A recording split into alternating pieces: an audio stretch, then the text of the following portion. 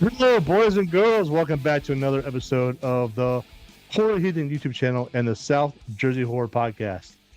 Today, I am sitting down with BJ Verot. I think that's how you pronounce your last name, right? Yeah, Okay, perfect. good, perfect, awesome. Um, who plays one of the Frendo clowns in Clown in a Cornfield? Literally just watched this movie today, and I am excited to talk about this because the movie's really good. Yeah, I am always hopeful when it comes to a new clown slasher film that hits the scene. And this one, I've come to the realization that this movie offers more a traditional slasher style, versus like Scream and Bodies, Bodies, Bodies. This movie may be a modern tale of teens trying to escape a killer clown in a cornfield, but this clown fuel carnage fest has a nostalgic and spunk spirit to it, and I absolutely love it.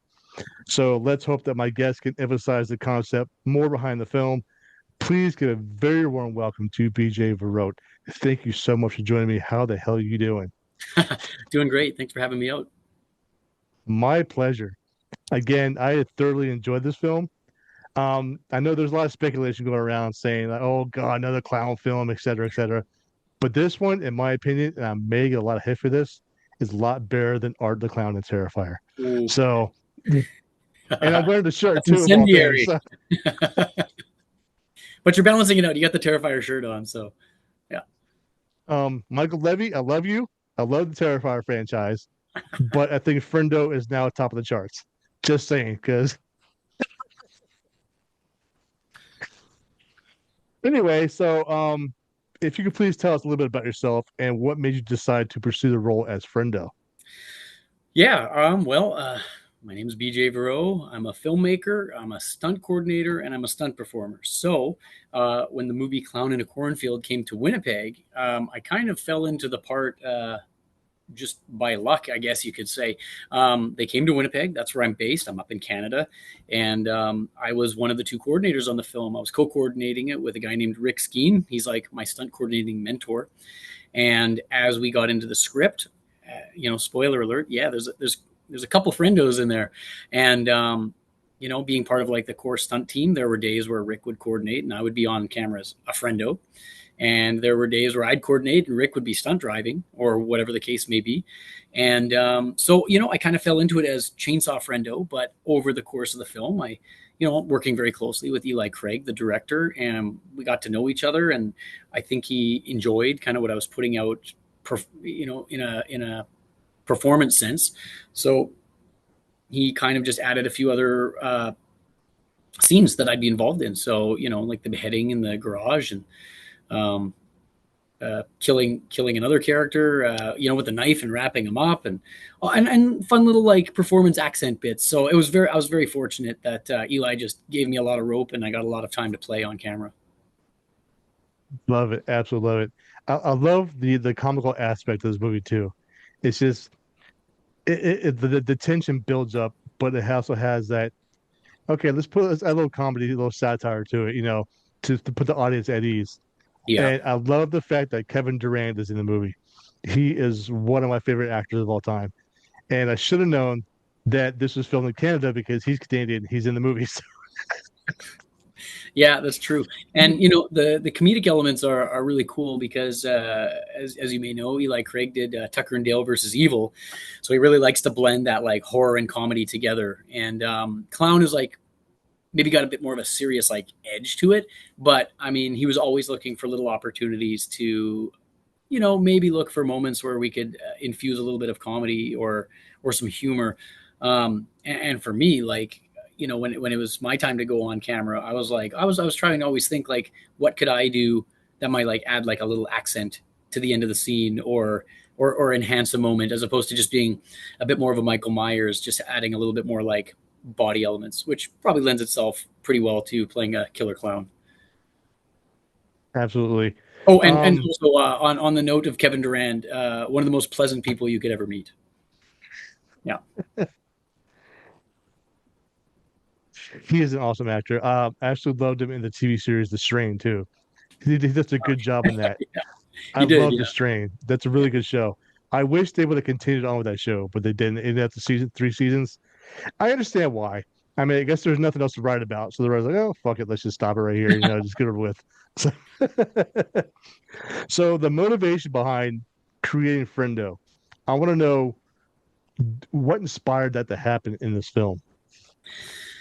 Well, I mean, that was a lot of talks that came in prep, and those are questions that creatively, like, I'd love to know when we're designing the action surrounding the film, right? So I asked Eli, I said, like, so, like, what are you looking for here? I mean, do you want it like Michael Myers? Do you want this thing just like on the hunt, like target acquired, let's go kill it, or do you want it a little bit more playful? And he said, let's definitely lean towards playful, and but we'll find moments to keep it creepy and dark. So we kind of had a baseline to operate off of. But I mean, when I put the mask on, I was just like, you know what, I'm just gonna try some weird stuff, and he may rein me in, he may not, but we'll find out. And for the most part, most of it landed, I think, the way he was hoping, which is always nice. And he would give me, like, a little bit of feedback here. Oh, try this, do this weird little thing, and so we'd add little inflection points as we went to kind of break up how Frendo would approach, maybe while he was like moving through the corn or whatever. But yeah, I mean, a lot of it came out in prep, but the last bits, I mean, came in discovering how Frendo wants to be Frendo on camera. Yep, yep, I agree. The motivation behind it, I was kind of like not surprised to see how it was like all the adults in the town who were all decided to judge his friendo and go after the kids. I guess because the backstory. So I'm hoping, and I heard rumors there's gonna be a prequel to this movie, and there's supposed to be like a backstory provided to why Frendo was created, because like all the bums came into town, it kind of took over, et cetera, et cetera. So if you haven't seen this movie yet, I'm spoiling it for you. Too fucking bad. Oh wait, you have to kiss my ass, okay? Just go and watch the movie. It's on Shudder. Um, but yeah, the backstory, I get it. So, do you know any more motivation behind that and why they even happened? Well, I mean, are you talking about like how like Frendo came to be, the motivation of how Frendo came to be? I mean, you kind of hit the nail on the head. They kind of touch on like how through the generations, Frendo was kind of used to like keep Kettle Springs clean, I guess, for lack of a better term. But um, now we've hit these modern times, which is really fun because they kind of play that generational gap where there's like quite a big disconnect with technology and not knowing what a rotary phone is versus all these things is really cool. That part cracked So, me up, man. yeah, but I love that. I love hearing that there's a rumor of a prequel. So I think that's awesome. I think regardless, I think the movie was quite successful, and no matter where they go with it, whether it's a sequel or a prequel, I really hope that they kind of keep moving forward with it, and we'll see what we get. I heard that there's a sequel happening too, Friendo too, or Clown in the Cornfield too, because spoiler alert, you don't see the mayor die, Kevin Durant's character. So is he coming back in the sequel? Because you don't see him die Yeah, unless he's the Friendo that hit the car at the end. I don't know, but he didn't dress up as Friendo. He dressed up kind of like as the Joker, pretty much. yeah, he had a Um, different look. so So if I was a betting man, I would say he's out there somewhere. so yeah, so that kind of leaves over for a sequel. And holy shit, I hope it happens. I will fund it myself if I have to. So so so while playing Friendo, you're a creepy clown chasing people with chainsaws and stabbing people and shit. So how much of yourself did you put into your character? Well, I guess you could say I did put a fair bit of myself in there. I was doing a lot of personal homage to things. So when I'm running through the corn, and after Ronnie dies, and I impale her with the chainsaw, and I was just swinging it around and chopping at her. That was kind of like my end of Texas Chainsaw Massacre moment. And when I beheaded the other character there, I was like, I'm going to do like a weird Jim Carrey just walk out. So I was just trying to find these weird little moments. I did like a little buzzsaw moment from The Running Man when he's holding the chainsaw and he's shaking his head. I was trying to get the mask to rattle around. So I mean, I guess, yeah, there's a lot of me in there, but through the veneer of things that inspired me as a filmmaker and as a fan of films as I was growing up. So was it okay? Um, Even though Friendo is very unsettling because nobody likes clowns, especially my wife. She can't stand clowns. So every time we go to like a horror like a thing like Six Flags or something, if a clown Mm. pops out, she shits herself. So it's just bad. so so being any kind of clown is very unsettling. We see that through history. Pennywise, Art the Clown, and then we got Frendo. So, but as you said, you're modeling old school horror icons while filming this movie, like Freddy Krueger.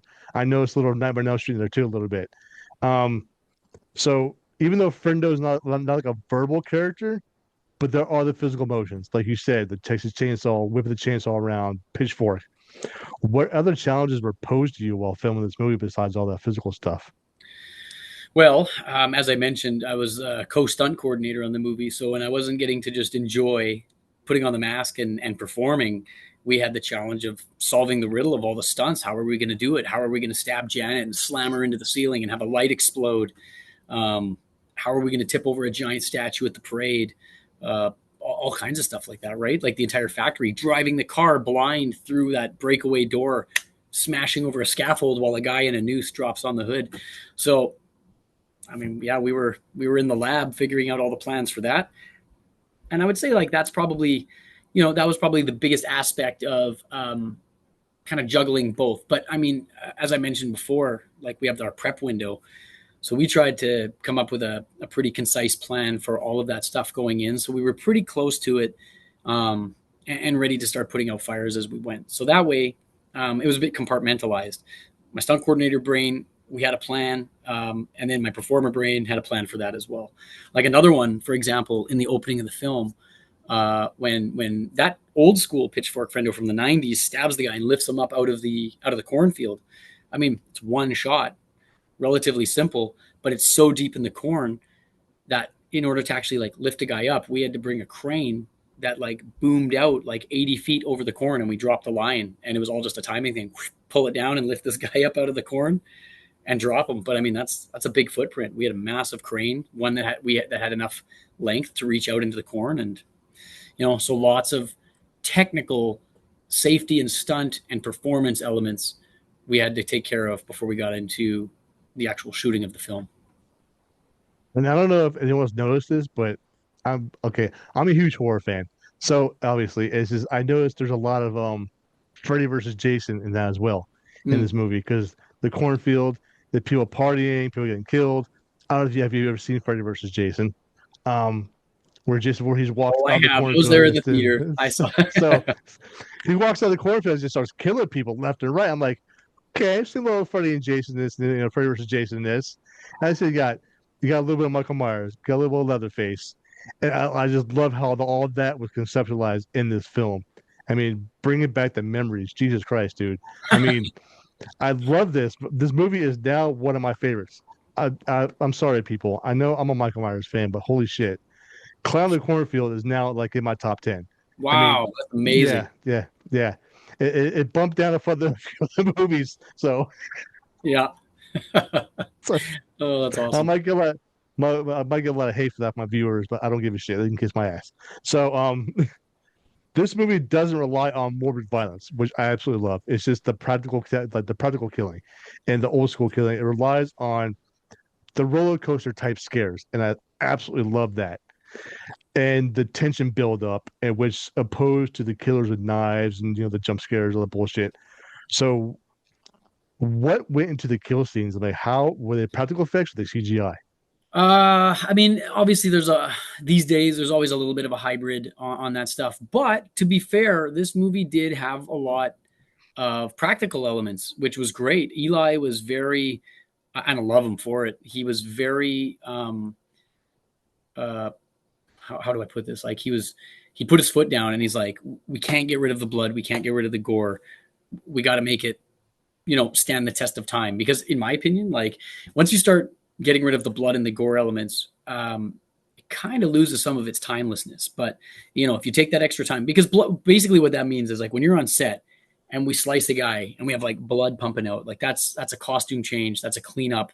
That's probably could be anywhere from 20 minutes to half an hour, and when you're like filming, that's like one of the first things to go because they got to make their day. And if you have to do two takes, that could be 45 minutes to an hour, right, of your shoot day. But he stuck to it, and like that really, I think that really helped enhance the overall film. Some of the things I guess that would be hybrid would be when we did the whip pan, when crossbow friendo comes out and shoots the guy, we had the arrow already in his head, so that when he shoots, that was a VFX arrow. And then when we swish over, we just reveal the arrow. Same thing when he shoots it, and and she blocks it with the garbage can lid. That was anything with the arrows was VFX. And the other one that comes to mind that was VFX was when Ronnie gets stabbed with the chainsaw. There was a real chainsaw with a dull chain. We had a prop chainsaw which was much lighter. So depending on the day, sometimes I had like a really nice cushy prop, and then other days I was carrying around like a 35-pound fucking heavy chainsaw. Like in the opening scene when we come out of the corn, Yeah. that was the heavy one. That was the one with the engine just spewing smoke because they were pouring motor oil into the engine to make it really, really smoke, so that we could get that like backlit, just janky looking chainsaw. And but the third one that we had was a soft prop where basically it was bladeless. So she's running, and I'm kind of waiting around the corner, and we timed it where we come together, and I put the bladeless one, and then they just made the blade go through her like that. So those are the two primary ones that had VFX, but a lot of other stuff was practical. Like the knife swipe, him falling was all bloodline coming out of his neck there. The awesome build of Alex's head going into the ice box. So lots of really nice attention to detail elements.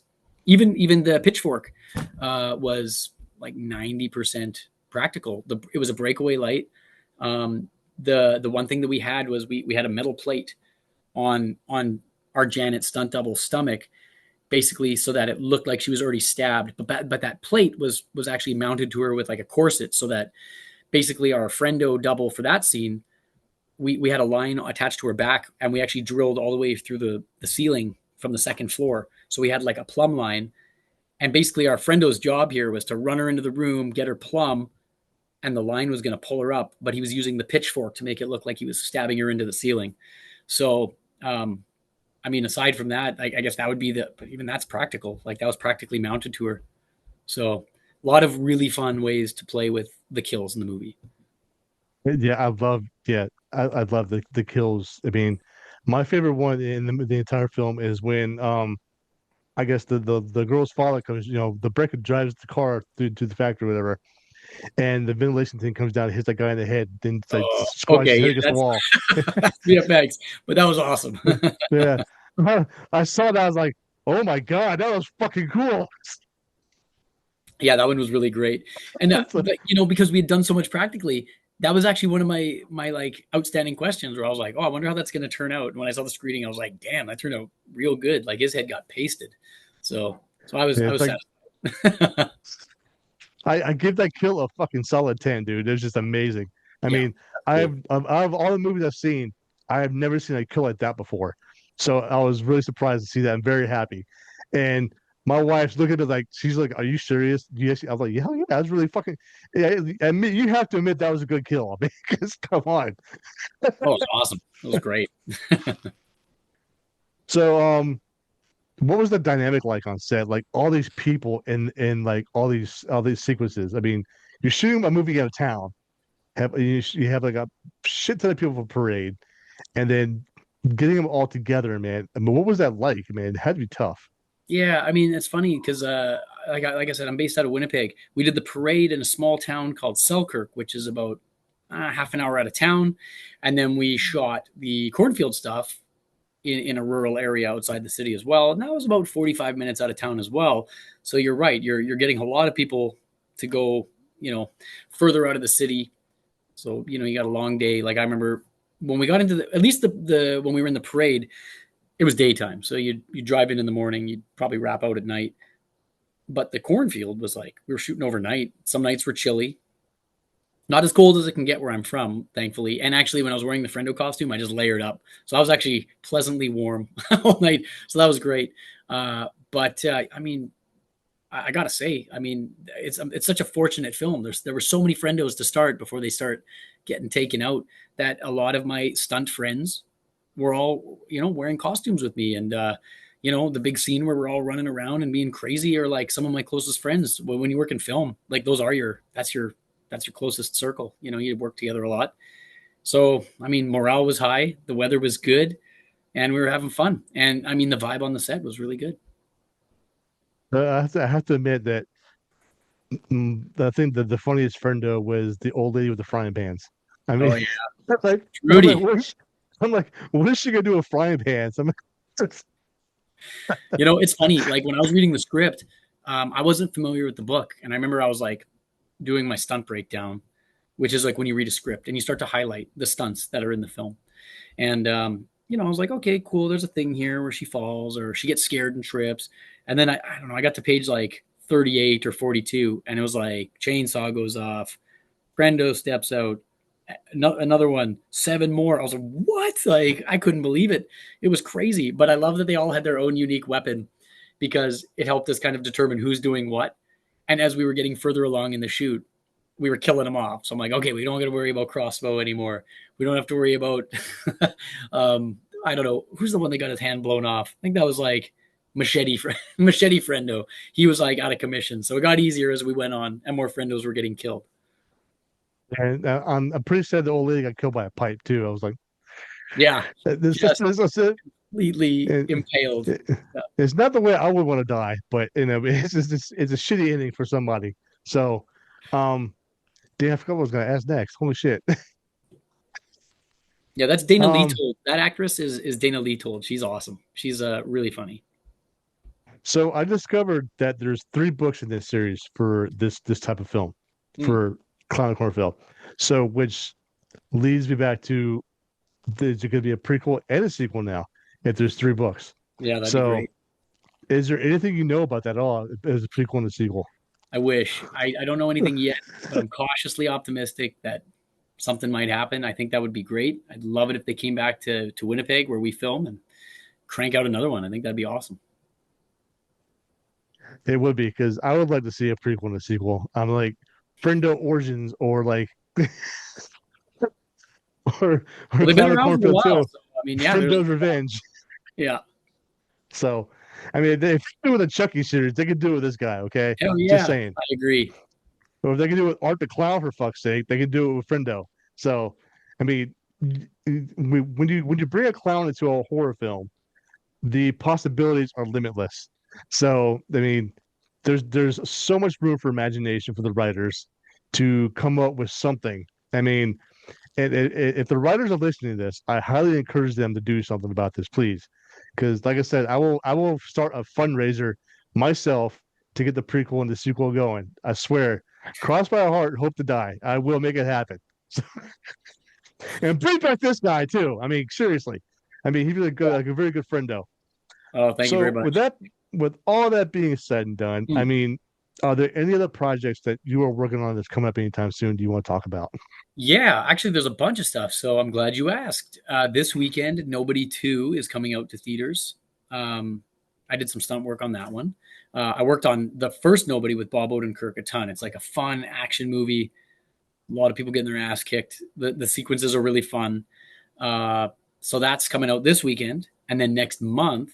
Last summer, I worked all summer on that Long Walk film that based on the Stephen King novel, the one with Okay. all the kids on the walk, and if you slow down 3 times, you get executed on the side of the I road. I remember reading the book in high school. I think Yeah. it's me too, man. I loved it. It's actually one of my favorite stories, and I got to work on it all summer. So very excited for that. I think it's going to be really good.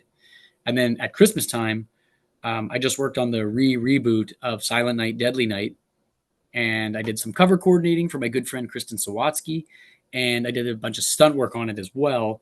And yeah, there's some crazy shit in that one. So so check that one out. That'll be out around Christmas. I can't believe it. We were filming in April, May, and they're already going to have it released and ready to go in December. So they're hustling on their end.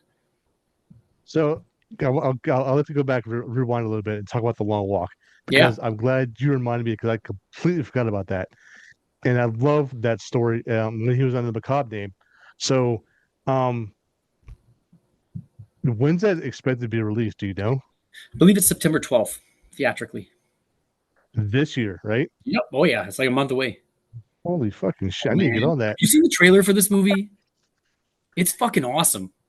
All I've been so who watches I've been this chat, go watch the trailer. And then also I watch Clown in the Cornfield. It's pretty good. So, so September 12th, or yeah, right? Did you say mhm. September 12th? Yeah. I am such a bad horror fan. Holy shit, I completely forgot about that. So It's the man, the trailer is like top notch. It's really good. I have got to dive deeper in that. So a personal question I'd like to ask you, and you can be very honest with me. I don't give a shit who or what they say about this or what the conversation is. Who is a better clown, you or Art? Oh man, that's a tough one because I bring so much bias into this conversation. So you know what? I gotta say, like, I'm a pretty big fan of the Terrifier series. I reason being, I love that it pushes the boundaries so much. It started with relatively humble beginnings, low budget, but they just went as hard as they could, and to build this massive horror icon, and look where it is now. Like, look where they started, and look where it is now. I remember I was like laying on my couch, I don't know, a couple years ago, watching Terrifier 1 or 2. I can't Terrifier 2, where he had that girl naked and he's sawing her in half. And I was like, what the fuck am I watching on Netflix right now? This is awesome. So, like, again, it was just bold choices. They didn't self-censor. They just went for it. And like, look at the result. So I always have to applaud taking a risk and trying something, and going for maximum fun, which I think the Terrifier series is. Now, with that said, I really think that, like, the narrative story and the potential of the Frendo and the Frendos, just give us a few more movies, if we can do it, and we'll show you what we can do. I think it'd be really cool. Well, I think it's got a lot of So, that's a potential. I really pretty that's a do. pretty So uh a pretty non-committal answer, but I love them both. So, yeah, I agree. So as I say, there's a lot of potential in clown movies. I mean, look what they did with Pennywise and It. I mean, first the Stephen King films, and then they made another miniseries out of it, and then they did another reboot, and now they have a series called Welcome to Derry. yeah, So, and then they got Terrifier 1, 2, and 3, and then making a fourth. bring it on. So, so yeah, I think Frendo has the potential to have a sequel and a prequel made, and to just keep going with it. I mean, it's like I said, the possibilities are limitless. Yeah, So, I there's a mean, lot of fun to be had. I'm serious. Like, it's yeah, just, yeah, the possibilities are limitless. And here's the other thing. I want to just shout him out because I've had a chance to get to know him, and I just love the guy. His name's Adam Caesar. He's the writer of the book series. We finally met face to face at a screening in Chicago back in May, and he was just like the coolest guy. And the guy is just, he's a story machine. He's a writing machine, and he's super cool. And his depth of knowledge for movies and music and books is just unmatched. Like, the guy is so cool. I hope I get to talk to him one of these days and find and get like a better generalization of the concept behind the films and the Mm, books. mm. So, but I'm saying clowns are in. It's like how the Chinese had their own calendar and shit. I think this is like the year of the clowns. Yep, I'm So here for it, man. Let's do it. We'll do a full 12-month, picture calendar. I want Halloween. I want October. That's my birthday, and that's the month Frendo wants. We'll take Halloween. definitely fits in right. So, um, Oh, awesome, Frendo, man. That and Art can have Christmas coming off the heels of part 3. He can have December. So we'll fill out the but rest now then. then, but now they get Terrifier 4 going around Easter. So Yeah, I right. mean, Exactly. so he can have Easter. Fuck him, right? I mean, Yeah. Yeah, exactly. He can have April. That's all good. all right. That's all the questions I have, man. Yeah, this has been great talking to you and getting to know more about the clown in the cornfield and the character Friendo because you gave a lot of details, man, and I appreciate your time and huge honor for me because I like talking to anyone who could be. If you could perform stunts in a horror movie, you got my respect. I mean, seriously, I talk to a lot of stunt people, and I'm like, dude, you make the movies, man. Oh, thanks. Yeah, So, well, so, I consider myself extremely lucky. It's been awesome. and for those who are listening, so what is there not to love about this violent, funny, and just plain cool slasher film? I mean, you're just gonna have to see for yourselves. Now streaming on Sling TV, the Roku channel, Amazon Prime, AMC, and Shudder. Check it out. You will not regret it. If you regret it, sorry, dude, I cannot give you a refund. It's your fault for buying the movie. So, and you, sir, I wish you nothing but the best of luck in your future and career. And I am definitely gonna check out the trailer for the long walk because, god damn it, I love the book. So, I wish you, yeah, and stay awesome, stay amazing, and keep that shit up. And I will see you on the big screen, sir. Thanks, man. Thanks for having me on. I really appreciate it. Have a great night. Thank you. You too.